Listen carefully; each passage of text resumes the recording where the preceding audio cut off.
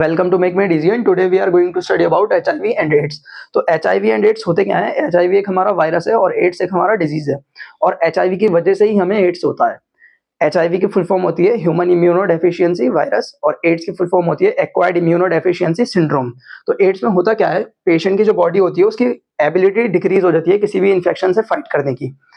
Ads के patient में जब एचआईवी वायरस एंटर होता है तो उससे क्या होता है, वो व्हाइट ब्लड सेल्स को इन्फेक्ट करता है, जिसकी वजह से व्हाइट ब्लड सेल हम सब जानते हैं वो इन्फेक्शन से फाइट करने में हेल्प करते हैं बॉडी को, और वो ही इन्फेक्ट हो जाएंगे तो बॉडी की जो इम्यूनिटी होती है वो डिक्रीज हो जाती है। अब ये फैलता कैसे है, तो मोड ऑफ स्प्रेड में इसके कुछ मिथ भी होते हैं कि जो हम गलत सोचते हैं कि इसकी वजह से हमें एड्स हो सकता है, जैसे किसी एड्स के पेशेंट को टच करने से, इंसेक्ट बाइट से, या फिर थ्रो फूड। मतलब कि किसी एड्स पेशेंट के साथ हम कुछ खाना वाना खा रहे हैं तो हमें नहीं होगा एड्स, ये सिर्फ एक मिथ है। और जो रियल इसके मोड ऑफ स्प्रेड है जिनकी वजह से होता है वो क्या क्या है, सेक्सुअल कॉन्टैक्ट से, प्रेगनेंसी से, लाइक कोई मदर एचआईवी पॉजिटिव है तो उसके बेबी को भी एचआईवी वायरस एड्स हो सकता है। Drug addict, non sterile instrument. Non sterile instrument में मतलब किसी भी एचआईवी पेशेंट की कोई सर्जरी वगैरह हुई है और उस सर्जरी में जो इंस्ट्रूमेंट हमने यूज करे हैं उनको आगे चल के हमने स्टेराइज नहीं करा, इसका मतलब उसके ऊपर माइक्रो ऑर्गेनिजम्स होते हैं उनको किल नहीं करा, तो उससे क्या हो सकता है कि उस इंस्ट्रूमेंट को अगर हम रीयूज कर रहे हैं किसी और पेशेंट पे तो उसको भी एचआईवी हो सकता है। लास्ट में है ब्लड ट्रांसफ्यूजन। इसका मतलब है कि कोई भी एड्स का पेशेंट है और उसका ब्लड किसी और पेशेंट के बॉडी में चला गया ब्लड ट्रांसफ्यूजन के दौरान, तो उससे क्या हो सकता है, उससे भी एड्स हो सकता है। तो अब हम बात करते हैं मोड ऑफ एक्शन की अपने एचआईवी वायरस के, कि किस तरीके से हमारी बॉडी में जब एचआईवी का वायरस एंटर होता है तो हमारे ब्लड सेल्स को किस तरीके से वो इन्फेक्ट करता है। ठीक है, तो सबसे पहले क्या हुआ, हमारा एचआईवी वायरस जो है उसकी शेप देख लेते हैं। एचआईवी वायरस के सरफेस पे एक हमारा प्रोटीन होता है GP120, जिसका पूरा नाम है ग्लाइकोप्रोटीन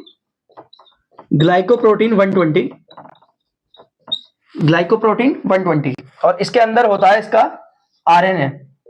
ये एक रेट्रो वायरस है हमारा एचआईवी वायरस, इसके अंदर इसका आरएनए होता है। ठीक है, अब क्या होता है, ये हमारी बॉडी में आया और हमारी बॉडी में कहां पर आ गया, हमारे ब्लड सर्कुलेशन में।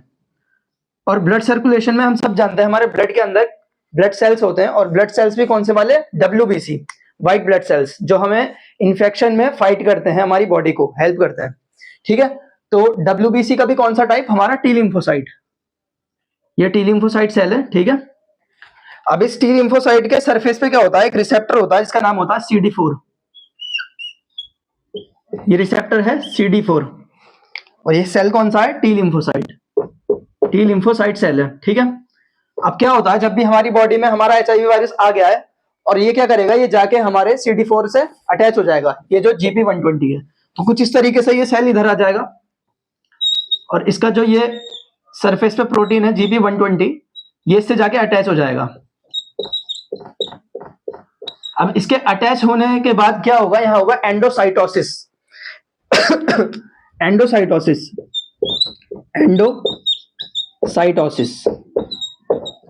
एंडोसाइटोसिस का मतलब है कि ये जो हमारा सेल है एचआईवी का, ये हमारे टी लिम्फोसाइट की बॉडी के अंदर आ जाएगा।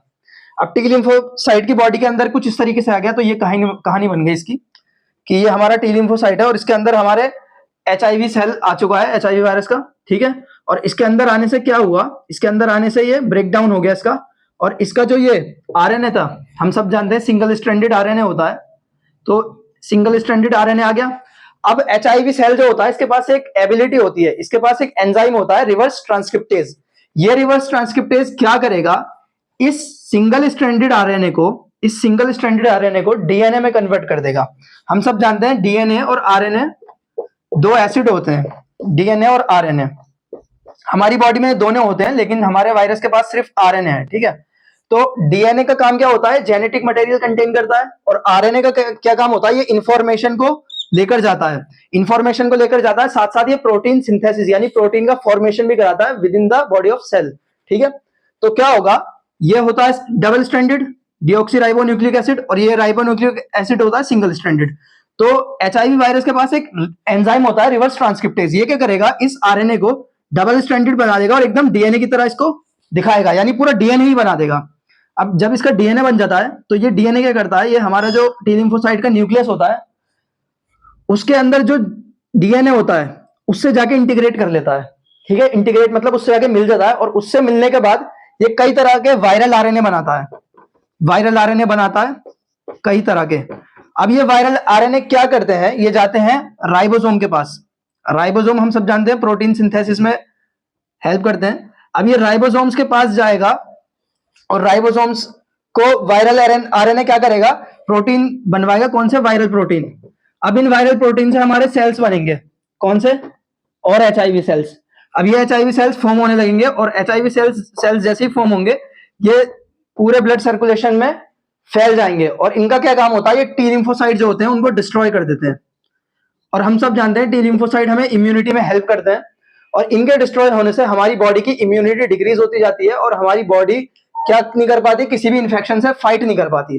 तो ये पूरा मैकेनिज्म है हमारे एचआईवी का कि किस तरीके से वो बॉडी में आया और उसने हमारे व्हाइट ब्लड सेल्स को इन्फेक्ट कर दिया। तो बात करते हैं एड्स के डायग्नोसिस की। तो एड्स को हम डायग्नोस करते हैं एलिसा टेस्ट से, एंजाइम लिंक्ड इम्यूनोसॉर्बेंट एस्से टेस्ट से। अगर ये पॉजिटिव है तो पेशेंट एचआईवी पॉजिटिव है, इसका मतलब उसे एड्स है। अगर ये नेगेटिव है तो पेशेंट एचआईवी नेगेटिव है, इसका मतलब उसे एड्स नहीं है। और इसके ट्रीटमेंट की बात करें तो मैं बता दूं, एड्स का कोई अभी तक ट्रीटमेंट डिस्कवर नहीं हो पाया है। एड्स का कोई ट्रीटमेंट एग्जिस्ट करता ही नहीं है। बस हम कुछ मेडिकेशन से जो हमारा पेशेंट है उसमें जो एचआईवी का डेवलपमेंट है उसको हम कम कर सकते हैं। तो आर्ट का हम यूज करते हैं इसमें। आर्ट कई तरह के ग्रुप ऑफ ड्रग्स का एक कॉम्बिनेशन है जिसमें पेशेंट के जो बॉडी में एचआईवी का डेवलपमेंट है वो कम किया जा सकता है। आर्ट की फुल फॉर्म है anti retroviral therapy. Thank you.